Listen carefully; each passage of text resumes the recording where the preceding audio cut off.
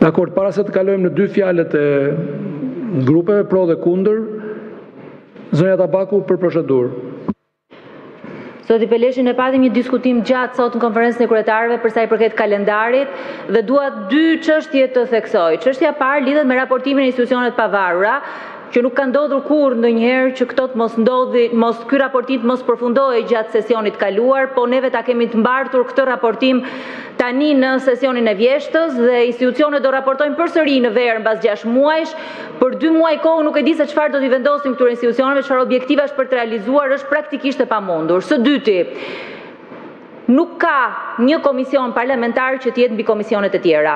Është e pakonceptueshme që të kemi një komision parlamentar për nisma qytetare dhe monitorimin e institucioneve, të cilët do të dublojnë punën e komisioneve të tjera. Jeni në shkelje të kushtetutës dhe në shkelje të rregullores së kuvendit për sa i përket kësaj pike.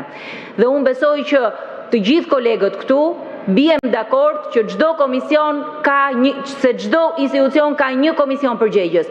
Kjo reflektohet në kalendar, kjo reflektohet në projekt program dhe bën një ndarje të qartë të komisioneve.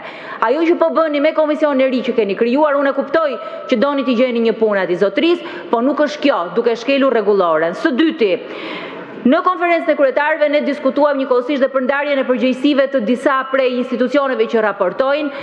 Dua të theksoj edhe një herë që ashtu siç ishte përgatitur në materialin që ne na u vendos në dispozicion, Instituti për krimet e komunizmit i takon që të raportojë në Komisionin e Mjeteve të Informimit dhe Drejtave të Njeriut. Nuk është një çështje as artistike as kulturore, është një çështje drejtash njeriu që i takon këtij komisioni që të raportojë. Faleminderit.